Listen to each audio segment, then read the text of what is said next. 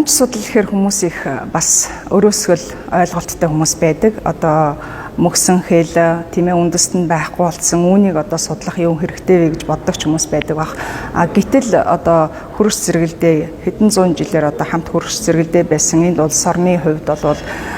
Монгол судлалын нэгэн хэсэг нь бол зайлшгүй одоо манж судлал байдаг. За манж судлал манж хэлээр байгаа их баримтууд бол Монголын түүх хийгээд хэл соёлтой хамаатах маш их ариун их хэрэглэгдэхүүн энэ хэл бичгээр байгаа учраас манж судлалыг бол цаашид улам одоо хөгжүүлж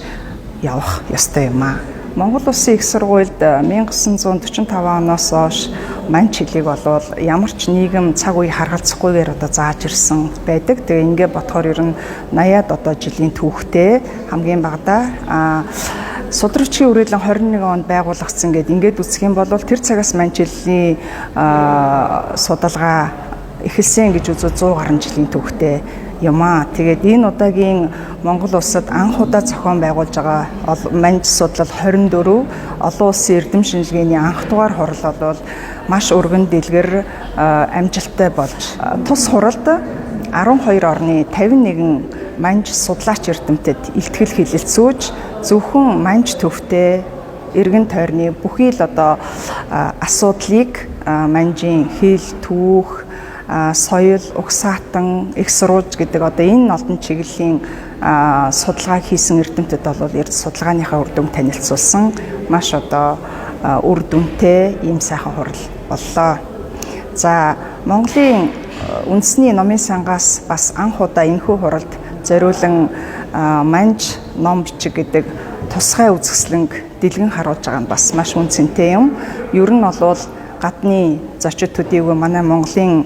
судлаачид бол энэхүү үзэсгэлэнг бараг зорин ирж энэ хурлаас илүү бас өндөр тавьж яагаад гэвэл дэлхийд бас манж их сурвалж номыг хадгалж байгаа энэ одоо их хэмжээгээр гэдэг юм уу тийм ээ арвин одоо дурсгалтай ийм газар бас төдийлөн олон байдаг учраас энэхүү үзэсгэлэнг зорин ирж бас манай хуралд оролцож байгаа судлаачид байна. Тэгэхээр бол энэ үзэсгэлэнгийн үнц нь бол ямар вэ гэдэг нь харагдчихээн. За тэгээд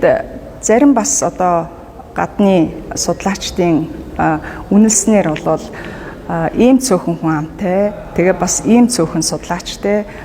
ийм их ариун одоо судалгааны бүтээл дэлгэн тавьсныг гайхаж байна гэж одоо хэлсэн гадны судлаач хүн хүртэл байлаа. Тэгэхээр ер нь Монголын манж судлал гэдэг бол дэлхийн манж судлалын бас томоохон төвүүдийн нэг болж өнөө хүртэл судалгаа шинжилгээний эргэлтэд манжийн одоо судар номыг нэлээд одоо хэмжээгээр судалгааны эргэлтэд оруулж за тэр хэмжээгээр бас маш олон санхүү мөргийг хадгалж байгаа ийм онцгой улс гэдгийг бол дэлхийн нийт бас нэг удаа харж ойлгож байгаа юм шиг байна. Ингээд цаашид бол үндэсний номын сан хийгээд архивын газар хадгалагдж байгаа энэ сайхан санхүү мөргөө бол дэлгэж илүү олон одоо судлагдаагүй шин судалгааны бүтээлүүдийг бол ялангуяа одоо манж ном судрыг бол судалгааны эргэлтэд оруулах нь зүйтэй юм а гэдэг нь бол харагдаж байна.